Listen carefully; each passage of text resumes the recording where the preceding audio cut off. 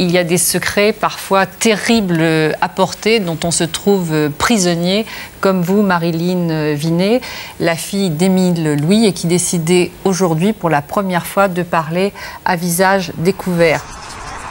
Alors Marilyn Vinet, donc c'est vous autour de cette table qui portez le secret et le poids du secret le plus terrible. Vous avez, vous, 46 ans, vous êtes la maman de 3 enfants, oui, née dans une famille de 4 enfants. Hein, vous êtes la fille d'Émile Louis, donc le tueur présumé des disparus de Lyon, ces jeunes filles au nombre de 7. Oui. Je dis bien présumé, puisque le jugement n'a toujours pas... oui, il est toujours présumé innocent. Voilà, parce que ça n'a toujours pas été jugé. Je le disais en tout début d'émission, c'est la première fois que vous témoignez à visage découvert. Donc c'est difficile déjà pour vous? Assez. Oui. Oui, c'est assez difficile. Par rapport au regard des autres? C'est par rapport à mes beaux-parents. Je suis mariée depuis 20 ans avec leur fils. Ils ne connaissent rien de mon histoire. Je sais qu'ils vous regardent assidûment. C'est une façon aussi de leur parler? Oui, parce que ce sont des gens formidables, des gens sains. J'ai en même temps peur de leur faire du mal et en même temps je n'ai jamais pu leur parler. Peut-être qu'ils comprendront, peut-être pas, je ne sais pas. Alors vous, depuis 40 ans, vous n'avez jamais rien dit de ce que vous avez vous-même subi? Non, je n'ai jamais rien dit. Alors pourquoi? En accord avec ma mère, parce que ma mère m'avait demandé de me taire au nom de la fratrie et de l'entente familiale, je crois. Et je n'ai pu parler qu'à la mort de cette dernière en 2000. Il y a un peu plus de 2 ans maintenant. Oui, il y aura 3 ans dans quelques jours. Et ça a été une libération de le faire à ce moment-là, Marilyn? Ça n'a pas été simple, mais je m'y étais préparée dans la mesure où elle a été très malade. Et ce que je vais dire est très cruel. J'ai eu beaucoup de peine lorsqu'elle est morte. Et en même temps, le même jour, j'ai ressenti une espèce de libération. Et la libération totale fut le jour où on a appréhendé Émile Louis quelques mois plus tard. Alors, vous aussi, comme beaucoup autour de cette table, vous avez écrit un livre, Être la fille d'Émile Louis, aux éditions Michel Lafon. Et moi, je voudrais lire simplement quelques phrases de la préface de votre livre, je pense qu'ils disent beaucoup.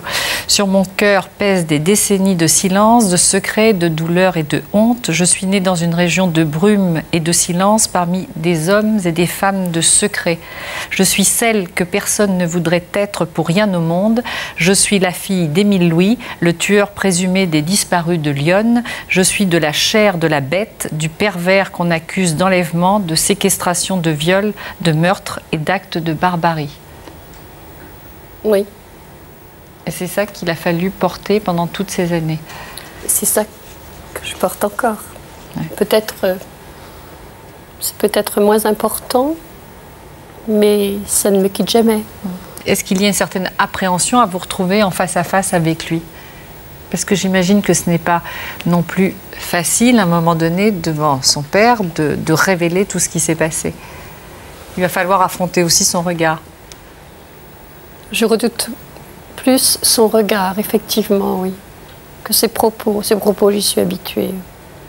Quand il dit c'est une menteuse, qu'est-ce que vous ressentez? Je l'ai toujours entendu dire... chaque fois que je me rebellais, chaque fois qu'il pensait que j'allais parler, ou que maman pensait que j'allais parler, on préparait l'entourage en disant « Marilyn, oh, mais à son âge, elle commence à avoir l'esprit qui bat la campagne, enfant, elle se fait des films, enfin, c'est ce qu'on dit maintenant, elle se fait des films, donc...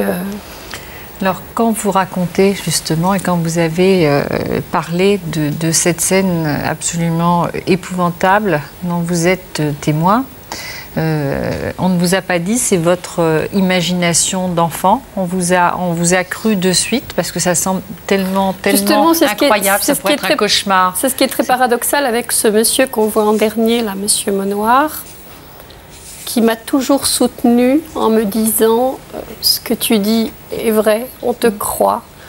Et là, il a un autre discours, un discours qui, en fait, est ambigu. C'est dubitatif ce qu'il dit. A-t-elle rêvé? Est-ce qu'il n'y a pas de preuves?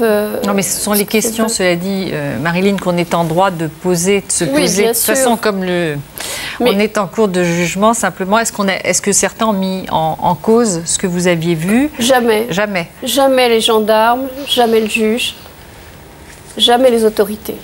Puisqu'ils ont eu des éléments qui ont corroboré des modus operandi similaires, en fait, sans que je ne sois au courant, sur des tiers, outre ma mère et outre les gens qui nous étaient proches, parce qu'il n'y a pas que des victimes mortes d'Émile Louis, il y a des dizaines de femmes victimes d'Émile Louis, des dizaines de femmes.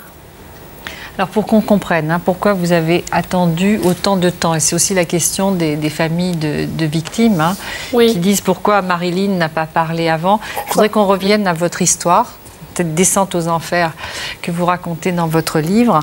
Vous racontez qu'enfant, donc vous avez toujours vu, enfin très souvent, vous entendiez des cris ou vous ouvriez une porte et vous trouviez votre mère baignant dans son propre sang. Oui. Plusieurs fois, ça m'est arrivé de trouver maman endormie, baignant dans ses excréments, dans son sang. Enfin, je passerai les détails des objets que j'ai trouvés à côté. Puisqu'elle a été torturée. Oui, elle a été torturée par son propre mari. Donc, il est évident que les premières fois, j'ai pas bien compris. Donc, je l'ai réveillée, je lui ai donné du café. Les autres étaient plus jeunes que moi. Et un jour, je lui ai dit, mais maman, tu te rends compte, il se passe des choses. Il y a ça, il y a ça. Je sais, mais il ne faut rien dire. Ton père est l'homme que j'aime et c'est le seul homme que j'aimerais.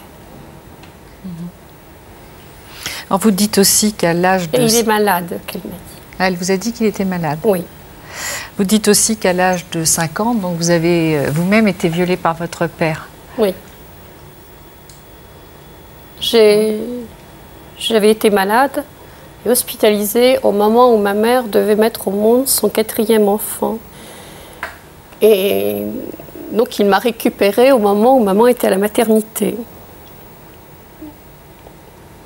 Il m'a demandé si je savais comment on faisait les enfants.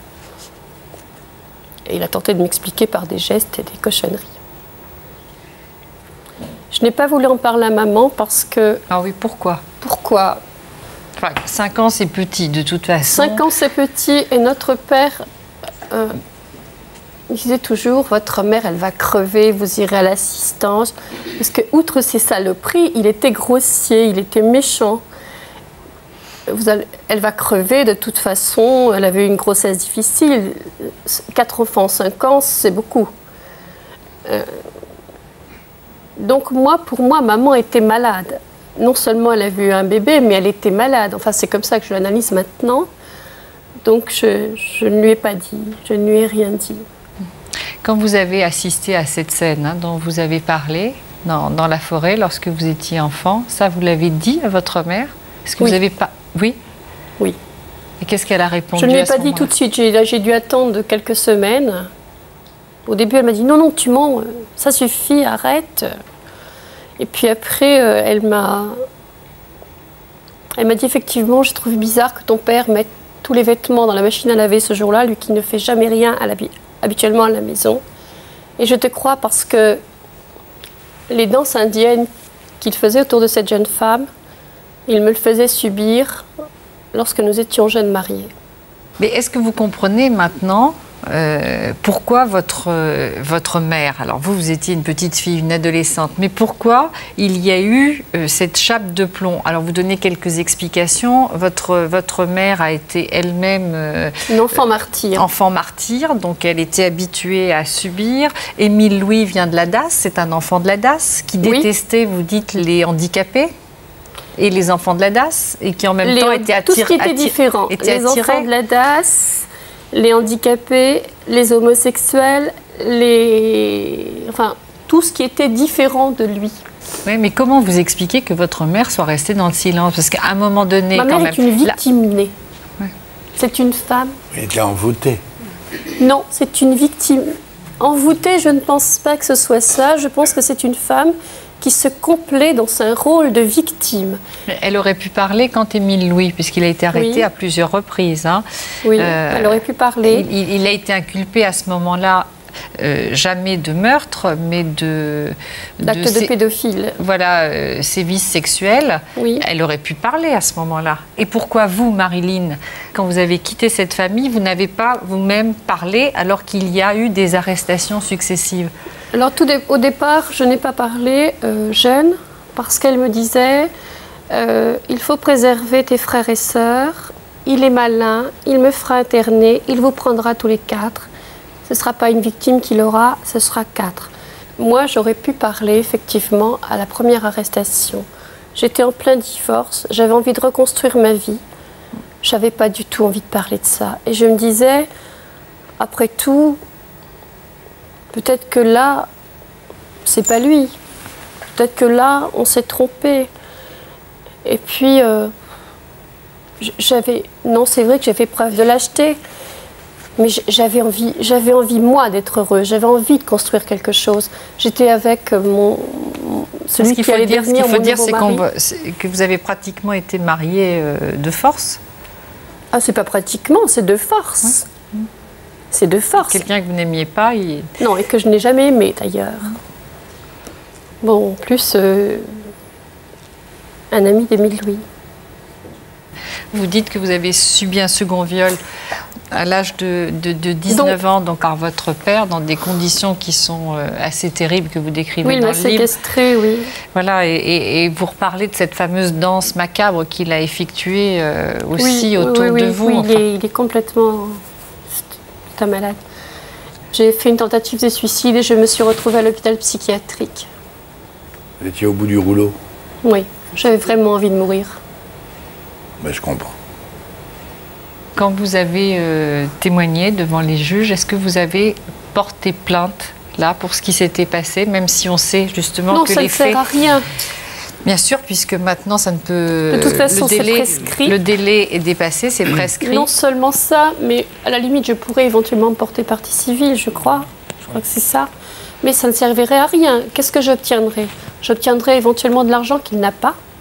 Mais même s'il en avait, j'obtiendrais de l'argent. L'argent ne réparera jamais rien. C'est pas possible. Quelle que soit la somme d'argent, on ne répare pas. C'est pas possible. Je vous entends dire j'ai pas fait, j'ai pas porté plainte, j'ai été lâche. Monsieur dit elle aurait peut-être sauvé des gens, mais attendez, je crois qu'on se trompe. La victime, c'est vous. Moi, c'est ça qui me choque et c'est ce qui se passe à peu près toujours dans les victimes de violence, c'est qu'ils doivent se justifier en permanence et on se trompe de victime. Vous auriez peut-être parlé, je ne sais pas si les victimes de Lyon auraient disparu ou non, mais de toute façon, si la preuve en est faite, c'est quand même l'assassin, c'est Émile Louis, c'est pas vous. Mais enfin, dans ces cas-là, c'est quand même, il faut le dire, c'est quand même la mère de parler, parce que ce sont les mères qui gardent le silence. Bien sûr qu'elles sont victimes, non mais on entend bien, mais à un moment donné, il faut que la mère protège, elle croit protéger la famille, alors que tout le monde est dans un danger extrême, et si elle ne parle pas, en fait... J'en ai quand même qui viennent dans mon bureau et qui en parlent, et qui décident de sauver leur enfant, parce qu'ils sont bien... Et de se sauver elles-mêmes en même temps? Non, elles ne font jamais cette démarche pour elles-mêmes, elles la font toujours pour leur enfant. Pour les enfants. Que ça soit dans le secret, ou quand ça soit dans l'enfant pour l'aider, mais elles ne le font jamais pour elles-mêmes. Alors disons qu'elles le fassent. Ce ne sont pas des victimes nées, mais ce sont des victimes. On leur a appris à être des victimes et qu'elles ne sont rien, qu'elles ne valent rien et qu'elles ne méritent que les coups qu'elles reçoivent. Ah ben, il faut qu'elles l'entendent alors. La grand-mère, dans votre cas, par exemple, la grand-mère ou l'entourage savait? Mais oui. Tout le monde savait. Parce que si pour votre mère c'était difficile parce qu'elle était victime, les autres auraient pu parler. Mais bien sûr, mais la grand-mère était... Enfin bref, je passerai sur les détails. Cette grand-mère savait. Les oncles et les tantes m'ont dit lorsque maman est morte, je dis moi maintenant, ça y est, je peux l'ouvrir. On m'a dit mais attention, tu vas salir la famille. Et depuis que vous avez parlé, alors comment vos frères et sœurs maintenant ont réagi? Alors on m'a dit ces choses-là ne sortent pas de la famille. Ces choses-là ne doivent pas sortir de la famille. de toute façon, on fera tout pour qu'on te prenne pour une folle. Il continue, là, maintenant? Pour l'instant, je n'ai pas d'écho, mais contrairement à ce que disent ces deux messieurs, je ne m'en fous pas. Parce que je crois que s'il était important d'avoir des gens à mes côtés, c'était avant tout mes frères et sœurs. Mes frères et sœurs qui, à mon avis, pour certains du moins, ont subi des sévices. Emmanuel Pierrat, donc vous qui êtes avocat. Il y a des choses à dire, il y a des analogies, toute proportion gardée, comme le dit Rémi, entre les deux histoires. Pour Rémi, il ne peut pas obtenir les documents, il ne peut pas retrouver l'histoire et toute la trace de ce qui s'est passé. Et puis Marie-Hélène, elle ne peut pas agir sauf pour demander un chèque, des dommages et intérêts, et ça n'a pas l'air d'être ce qu'elle cherche ou le sens de sa démarche. Donc, oui, il y a de grandes analogies. Ça serait une reconnaissance importante. Je pense que le procès, les assises, seront ce que j'aimerais, c'est qu'ils me disent pardon. Oui. C'est ce que j'allais dire. Pardon à moi, mais pardon à toutes les victimes. Parce qu'il y en a qui sont connus, il y en a qu'on ne connaîtra jamais, qui ont honte et qui n'ont pas non plus l'intellect suffisant pour faire une démarche quelconque. Toutes celles que j'ai vues, c'est pas possible. Ce sont des morts vivants. Oui, j'avais envie de vous poser une question. Comment avez-vous réussi à survivre à ça? Je ne sais pas. Tout d'abord, je crois que j'ai déjà un caractère de révolté, d'une part.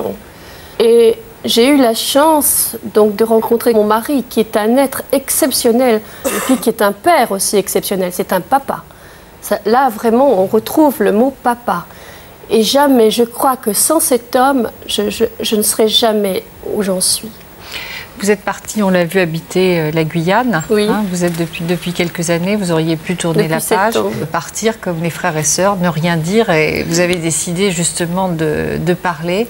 Ça vous a amené quand même beaucoup d'ennuis. Il faut savoir que Marilyn a été 3 fois agressée en Guyane.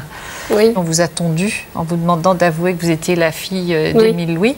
Je pense qu'on a voulu m'intimider. Pourquoi? Je ne sais pas. Il y a peut-être des choses que je suis censée savoir et que je ne sais pas. C'est possible aussi, puisqu'il n'a jamais été prouvé encore pour l'instant qu'Émile Louis était tout seul. On ne sait pas. Alors moi, je voudrais juste reprendre une phrase que vous dites dans votre livre et qui me semble très juste par rapport justement à ces sentiments compliqués et assez paradoxaux qu'on éprouve pour ses parents, quels qu'ils soient. Vous dites « Une part de moi le rejette, l'autre l'aime encore ». Oui, parce que enfin, l'aimer, c'est le propre des enfants martyrisés. L'aimer, c'est peut-être un bien grand mot, mais c'est un homme aussi qui est faible. C'est un homme qui a été aussi humilié par certaines personnes. Et c'est pour ça qu'il y a peut-être aussi cette part d'amour, ou tout simplement parce que c'est mon père. Peut-être tout simplement pour ça. Pour ne rien manquer sur ma chaîne Ina Mireille Dumas, abonnez-vous et activez la cloche.